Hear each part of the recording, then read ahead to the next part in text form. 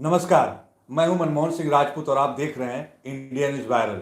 जैसा कि आज दिन भर बिहार चर्चा पर हमने चुनावी सरगर्मी पर आज हमने चर्चा किया और आपने देखा किस तरह से पल पल बिहार में समीकरण बदल रहा है।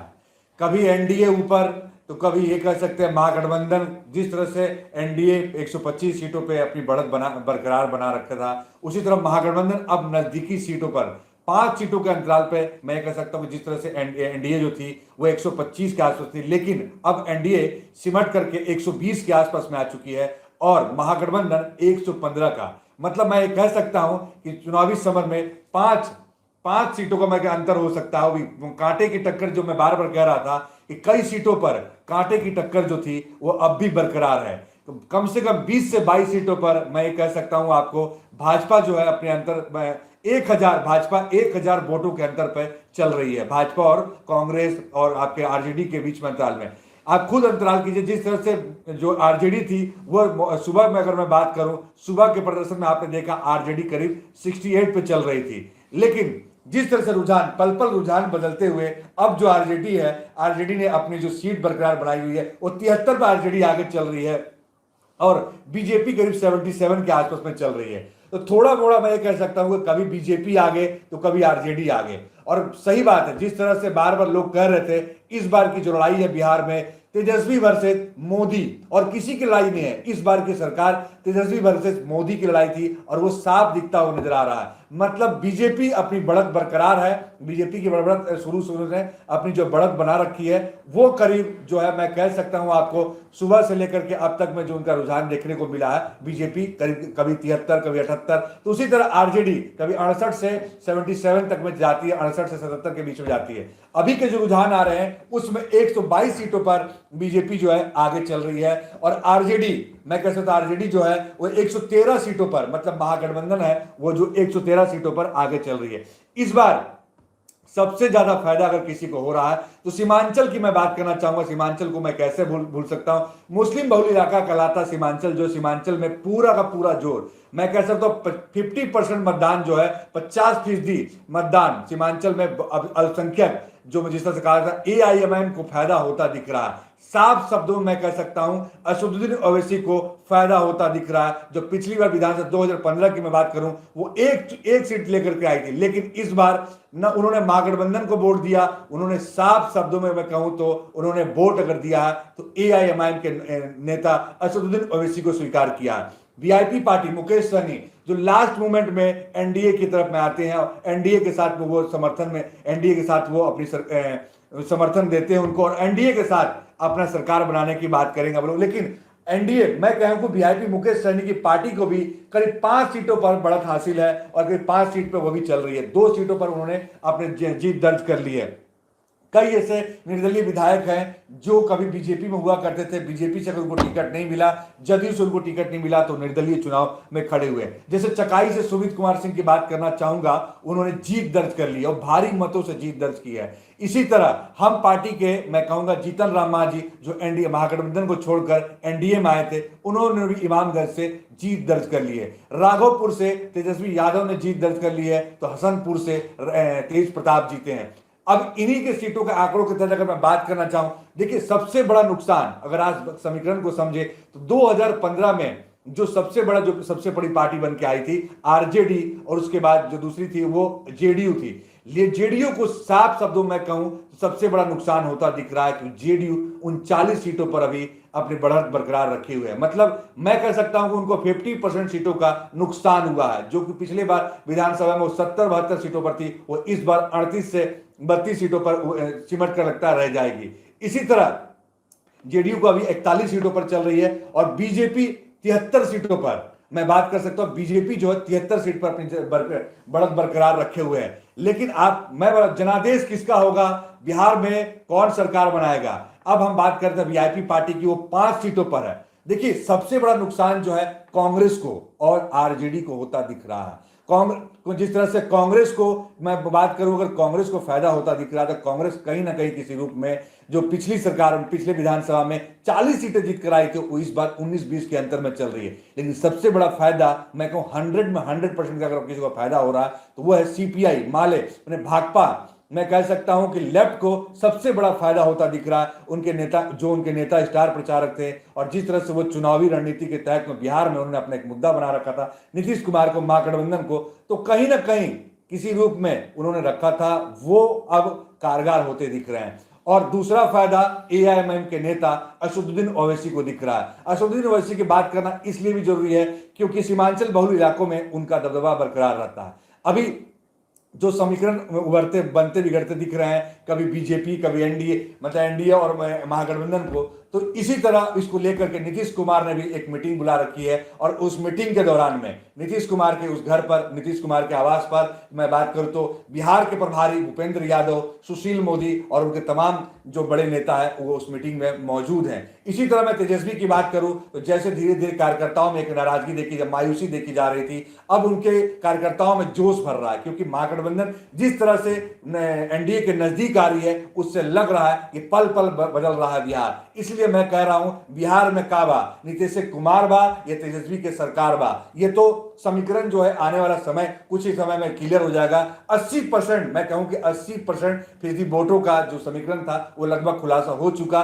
20% सीट जो है अभी बचे हुए हैं, या मैं कह सकता हूं कि आपको करीब 3 करोड़ वोटों की गिनती हो चुकी है। और अब बात की जाए 1 करोड़ वोट जो है उन बचे हुए, वो लगभग मुझे लगता है कि 1-2 घंटे के अंतराल में वो सारा क्लियर हो जाएगा। हम रुझानों की बात कर रहे हैं, रुझाने में अभी देखिए फिर रुझान में बीजेपी जो है 121 सीटों पर आ चुकी है और आरजेडी 114 प्लस पर चल रही है। एलजेपी मोदी भक्त हनुमान को कह रहे थे कि मैं मोदी भक्त हनुमान हूं, वो एलजेपी 0 पर है, मतलब कि एलजेपी खत्म हो चुकी है। एलजेपी को जिस तरह से लोग बार बार कह रहे थे एलजेपी वोट कटवा पार्टी है, बीजेपी के 2 नेता ने कटाक्ष किया था। नंद किशोर यादव विपक्ष के नेता जो रहे थे वो अभी उसमें उन्होंने कटाक्ष किया था। नंद किशोर यादव ने पक्ष के नेता रहे भाई, उन्होंने बड़े नेता हैं बिहार में, उन्होंने वोट कटवा पार्टी का। इसी तरह रविशंकर, इसी तरह मैं कहूं तो उनको केंद्र के मंत्री ने भी उनको वोट कटवा पार्टी कहा था।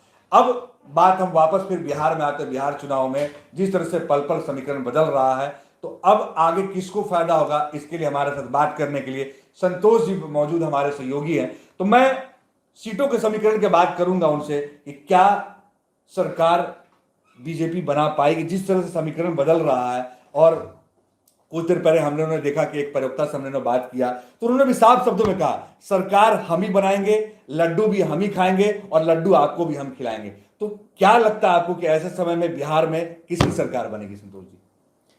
ये आपने एक बहुत ही अच्छा सवाल किया कि क्या बीजेपी बिहार में सरकार बना पाएगी।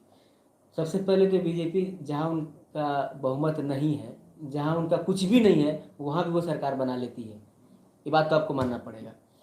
अब देखिए जनादेश की अगर हम बात करें, बिहार में जनादेश, तो आपको ये बिल्कुल अभी जो रुझान जो हमारे पास जो दिख रहे हैं, जो आप जैसे अभी बता भी रहे हैं, तो ये अभी लगभग 8 सीटों पर ऐसे फासले हैं जहां अंतर जो चल रहा है वो 500 से 1000 के बीच में चल रहा है।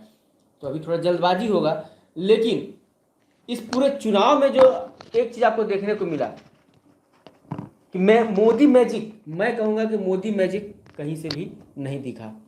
आज जो आप देख रहे हैं, अगर आरजेडी, अगर तेजस्वी यादव 214, 15, 20 तक भी अगर पहुंचते हैं तो यहां पर निश्चित तौर पर हम तेजस्वी को क्रेडिट देना चाहेंगे और देने लायक भी है, क्योंकि उन्होंने जिस अंदाज में बिहार चुनाव में बीजेपी को, मोदी को, योगी जी को जिस तरह से उन्होंने मुख्य मुद्दा से अलग हटने नहीं दिया। मुख्य मुद्दा मतलब ये जो रोजगार, शिक्षा, स्वास्थ्य, वहां से उनको भटकने नहीं दिया। ये हम क्रेडिट की बात करेंगे। 10 लाख रोजगार की हम बात करते हैं, जिस तरह से उन्होंने 10 लाख रोजगार के ही दायरे में पूरा चुनाव को बांध दिया, ये तेजस्वी के लिए एक बहुत बड़ा क्रेडिट की बात है। उन्होंने निश्चित तौर पर उन्होंने हम कहते हैं उनको क्रेडिट मिलना चाहिए बिहार चुनाव का, क्योंकि वो बिल्कुल अकेले स्टार कैंपेनर के तौर पर, यहां तक कि राहुल गांधी को भी उन्होंने सुपरसीड किया इस चुनाव में। तो निश्चित तौर पर अब बात करें कि ये जो आ रहा है, ये जैसे अभी आपने कहा कि चिराग पासवान, सीमांचल, देखिए यहाँ पे हम अब तय हो गया कि ओवैसी जो है उनकी पार्टी जो है वो भाजपा की बी टीम है। ये आपको मानना पड़ेगा, क्योंकि ये जो आप जो देख रहे हैं 8 सीटों का जो देख रहे हैं, अकेले 5 सीट पर ओवैसी की पार्टी आगे चल रही है, सीमांचल में खास करके।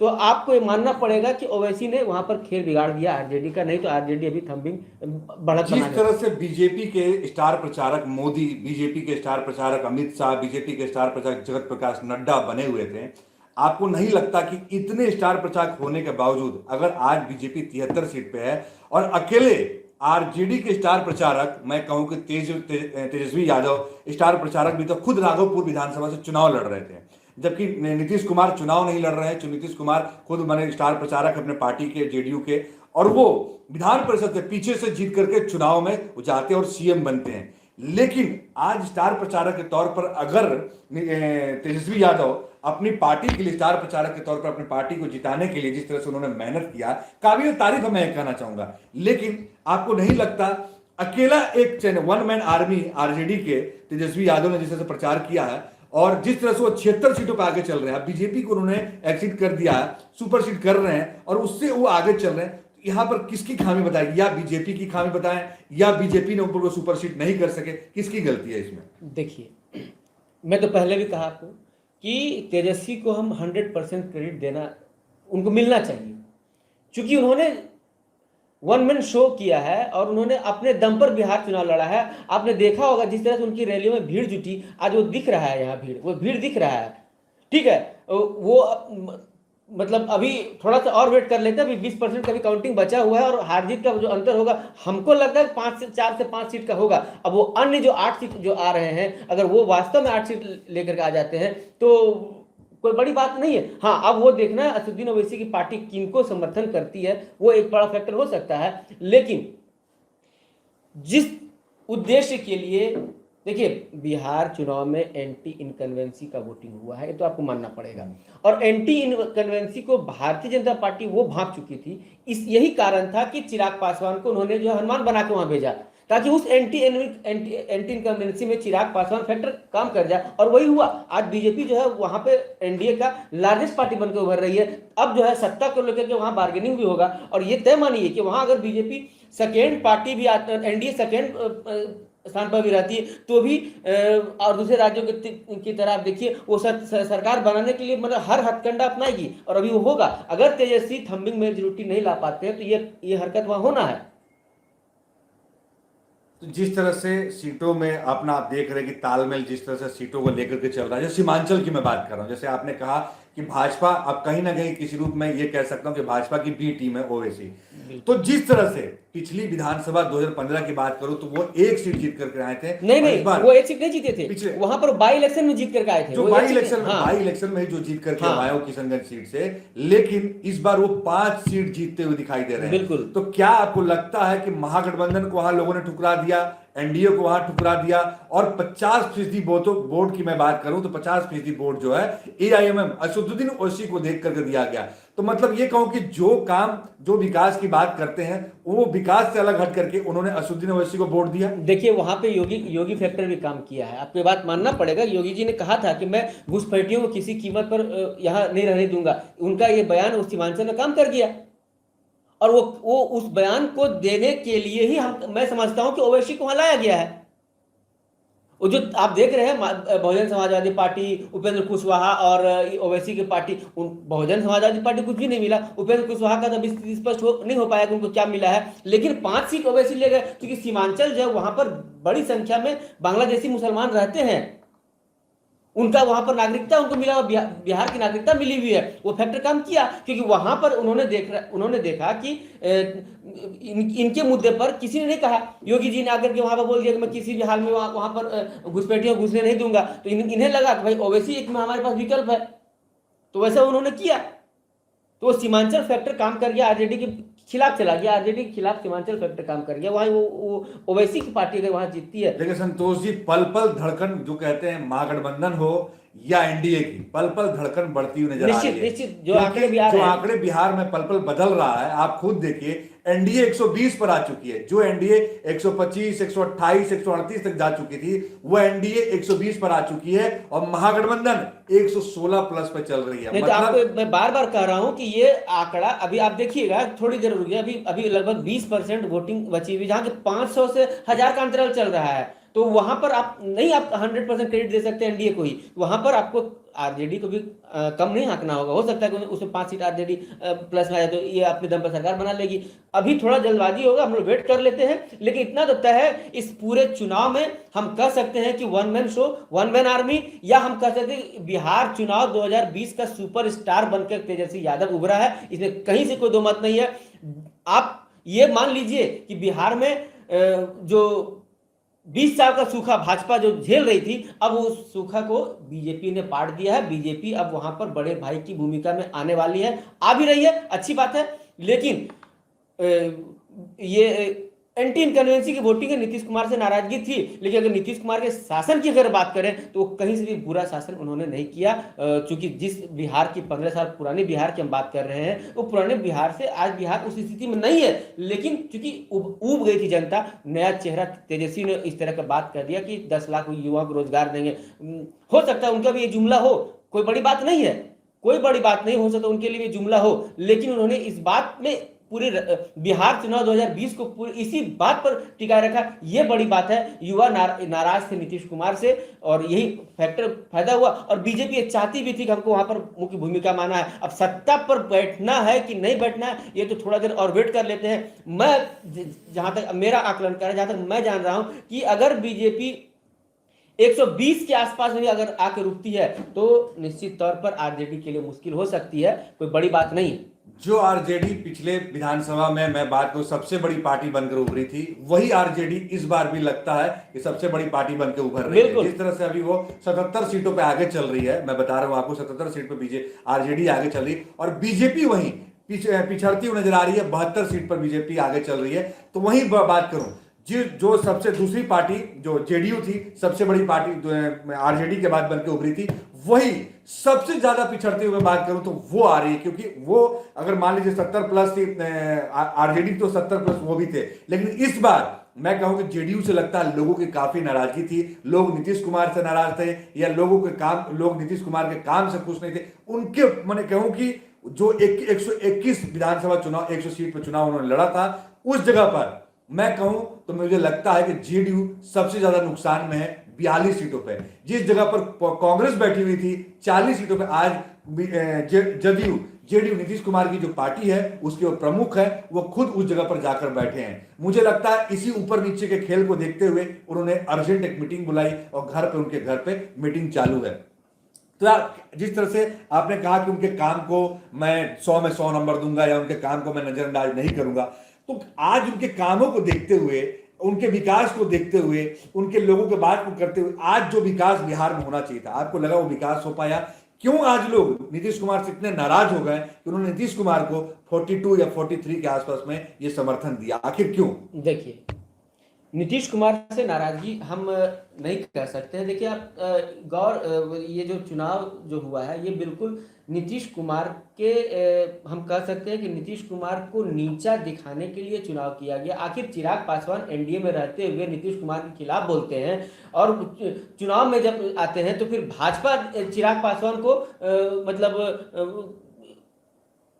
समर्थन नहीं लेने की या बहुत तरह की बात बोलते, उनको जो है बहुत तरह की बातें होती जो भाजपा ये दिखाना चाह रही है कि चिराग पासवान मेरे साथ नहीं है, हम चिराग पासवान के साथ नहीं है। लेकिन ये जनता नहीं समझ रही है। जनता ये देख रही है कि दोनों मिलकर के नीतीश कुमार को कंडम करने का प्रयास कर रहे हैं, दोनों मिलकर नीतीश कुमार को डिमोरलाइज करने का प्रयास कर रहे हैं। तो यही कारण हुआ कि जनता भी जो है देख ली कि बीजेपी कम से कम फ्रंट पर आ रही है, बीजेपी तो कम से कम आगे बढ़ रही है। और देखिए बात तो मानना पड़ेगा, बीजेपी 20 साल बाद बिहार में आगे उनको फ्रंट पर आने का मौका मिल रहा है। और ये पूरा खेल उसी को लेकर रचा गया था, जो सीटों का बंटवारा, चिराग से वैमनस्यता, तो ये इस पूरा खेल एकदम बिल्कुल उसी तर्ज पर किया गया। और आप चुनाव प्रचार के दौरान भी देखे होंगे कि कई जगह अंतिम चरण में जिस तरह से नीतीश कुमार ने इमोशनल भाषण दिया कि ये मेरा अंतिम चुनाव है।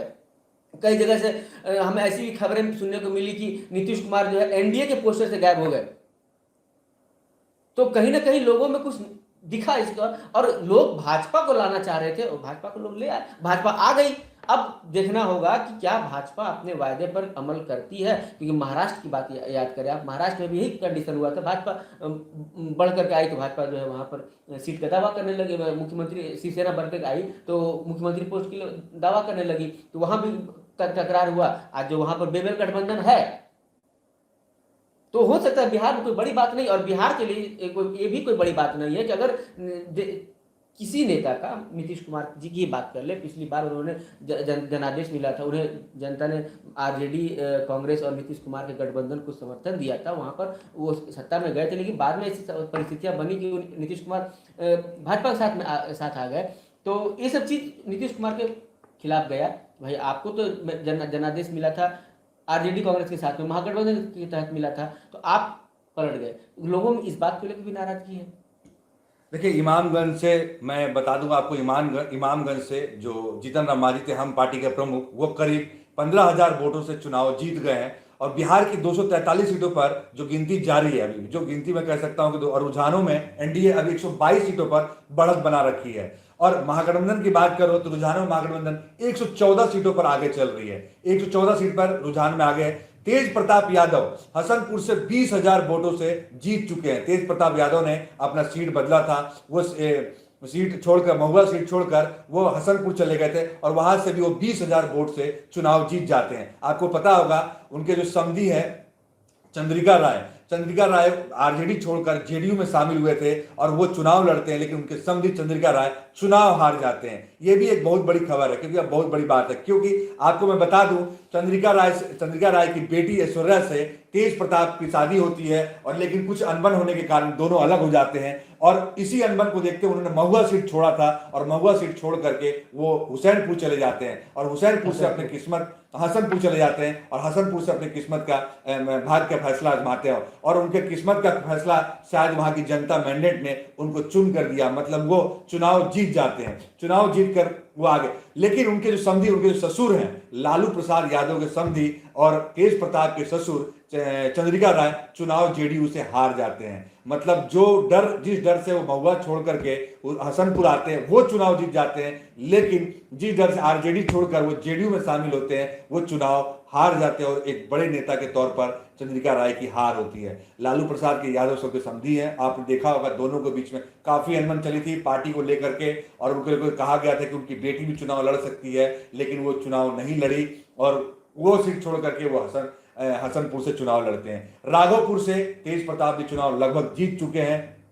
मैं बताऊं, बड़े सीटों की मैं बात करूं, जितने भी बड़े सीट थे, बांकीपुर विधानसभा की बात करूं तो नितिन नवीन जीत चुके हैं। वहां से प्लूरल्स पार्टी बनाई गई थी, पुष्पम प्रिया चौधरी जो बनाया था, पुष्पम प्रिया चौधरी, उनके पार्टी को लगभग लोगों ने नकार दिया है। वो 800 और 1200 वोटों पे सिमट कर रह गई। उन्होंने कहा था कि बिहार बदलने के लिए मैं आई हूं, और बिहार बदलेगा। आपने देखा था बड़े बड़े होर्डिंग लगाए थे, हर बैनर, हर पोस्टर, हर न्यूज़पेपर में उनका, मैं कहूंगा फर्स्ट फ्रंट पेज पर उन्होंने खर्च किए थे और ऐड लगाए गए थे, लेकिन उनके पार्टी को लोगों ने नकार दिया, उनको नकार दिया।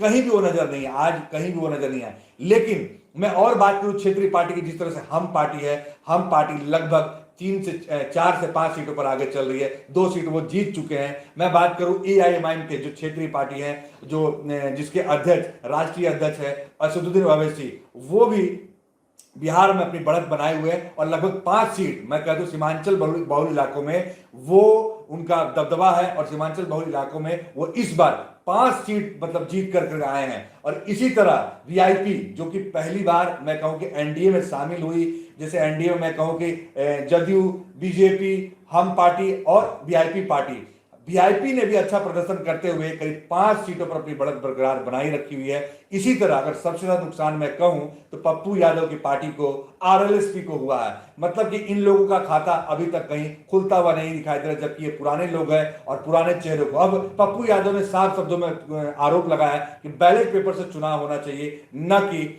ईवीएम से चुनाव होना चाहिए। इससे हमें नुकसान हो रहा है, इससे हम सही से बता नहीं पा रहे लोगों को कि हमारा क्या, हम वोट कहीं दबाते हैं और हमारा वोट कहीं जाता है। इसलिए उन्होंने कहा कि हमारा जो बैलेट पेपर से वोटिंग होना चाहिए। देखिए, आरोप और प्रत्यारोप तो लगते रहते हैं, लेकिन ये फैसला जनता करती है, और जनता ही लोगों को चुनकर भेजती है सदन तक, ताकि वो हमारी आवाज को और आपकी आवाज को सदन में रख सके। इस बार जो बिहार में सबसे बड़ा मुद्दा था तेजस्वी का और तेज रफ्तार ने जो उठाया था, वो मुद्दा था रोजगार के मुद्दे पर, वो मुद्दा था विकास के मुद्दे पर, वो मुद्दा था बेरोजगारी, सबसे बड़ा मुद्दा वो मुद्दा था कोरोना वैक्सीन, जो मैनिफेस्टो में जिस तरह से बीजेपी ने डाला कि हम कोरोना वैक्सीन फ्री देंगे, उस मुद्दे पर तेजस्वी सरकार ने चुनाव लड़ा। भाजपा का जो मुद्दा था, उन्होंने जो मैनिफेस्टो में जो डाला, वो मैनिफेस्टो का उनका था कोरोना वैक्सीन। तो कोरोना वैक्सीन शायद बिहार में काम कर गया, ये कह सकते हैं लोग, जैसे सब बोल रहे हैं कोरोना वैक्सीन के तहत बिहार को वोट मिला। बिहार के पास में लालू प्रसाद यादव और दो उनके युवराज तेज प्रताप और तेजस्वी प्रसाद यादव के अलावा भाजपा के पास ऐसा कोई मुद्दा नहीं था जिसको लेकर वो चुनावी मैदान में उतरती, जिससे और बड़ा संघर्ष शायद देखने को मिलता। जो रुझानों में एनडीए बढ़त बनाए रखी थी, शायद और रुझानों से धीरे धीरे खिसकती हुई नजर आ रही है और महागठबंधन अपनी बढ़त बना रही है। तो उसी तरह मैं संतोष जी से जानना चाहूंगा, क्या बिहार में जिस तरह कोरोना वैक्सीन का दवा को लेकर जो बात मैनिफेस्टो में रखा गया, क्या मैं कहता हूं ऐसे वादे चुनाव में बहुत जरूरी है? देखिए, शुरू में हमने आपको बताया कि बिहार में जो चुनाव हुआ वो केवल 2 व्यक्ति लड़ा, तेजस्वी यादव और नरेंद्र मोदी। एक प्रधानमंत्री की एक राज्य के चुनाव के लिए 14-14, 15-15 सभाएं लगती है, और उस जगह पर उसको फेस करने के लिए तेजस्वी कितना लंबा रहा। हाँ, ये बात है कि वो राजनीति तो उन्होंने घर से सीखी है, लेकिन तेजस्वी को रोकने के लिए मोदी जी को जो है 13-13, 12 सभाएं करनी पड़ी। ये अपने आप में बहुत बड़ी बात है। तेजस्वी को रोकने के लिए योगी जी को आना पड़ा, तेजस्वी को रोकने के लिए अमित शाह, जेपी नड्डा को आना पड़ा। ये बहुत बड़ी बात है, इसको आप हल्के में नहीं ले सकते हैं। अब हम बात करते हैं कोरोना वैक्सीन की।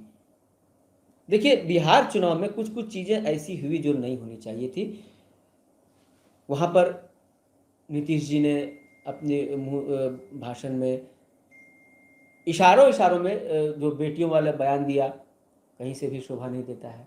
ये भी लोगों को हिट किया। कोरोना वैक्सीन की बात, एक उनका बयान और बहुत ज्यादा वायरल हुआ था, मैं आपको याद दिला दूं शायद। उन्होंने कहा था अगर किसी दलित की हत्या होती है तो मैं उस दलित के परिवार को दूंगा, नौकरी दूंगा। यह बयान भी मुझे लगता है काफी लोगों को आहत कर गए, क्योंकि अब हत्या पे भी राजनीति होने लगी है। बिल्कुल। तो ये थोड़ा सा, चूंकि नीतीश जी जो है वो हताश हो गए थे। देखिए, आपको ये बात को मानना पड़ेगा, नीतीश जी को लगा कि मैं अकेला लड़ रहा हूं, और उनको अपने ही एनडीए में ही सामना करना पड़ा। पहले तो इसका चिराग का सामना करना पड़ा, खिलाफत का। उसके बाद मुकेश सहनी आते हैं। मुकेश सहनी को भी आप हल्के में मत लीजिए, वो आते हैं। जीतन राम मांझी को वो लाते हैं। मतलब कहीं ना कहीं, और सब मिलकर के एनडीए बनता है, और सब मिलकर के मुझे लगता है कि नीतीश कुमार को कहीं ना कहीं ऐसा लग रहा होगा कि जो है मैं कंडम हो रहा हूं, और ऐसा हुआ। आप जनादेश देख रहे हैं, ऐसा हुआ। इस एक सीट चिराग पासवान की पार्टी को नहीं आती है, और वो हनुमान बनने की बात करता है।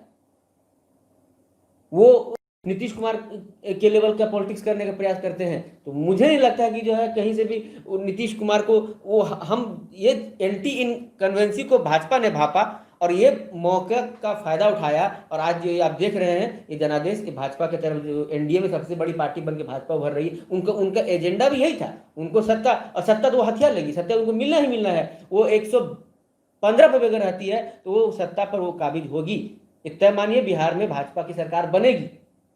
अभी आप देखते जाइए, अभी वहां भी खेल होगा। अभी जैसे जिस तरह से एलजेपी में, आपको पता है कि एलजेपी में रामविलास पासवान जो उनके राष्ट्रीय अध्यक्ष थे, उन्होंने अपने बेटे को आगे किया और बाद उनको राष्ट्रीय अध्यक्ष बना दिया।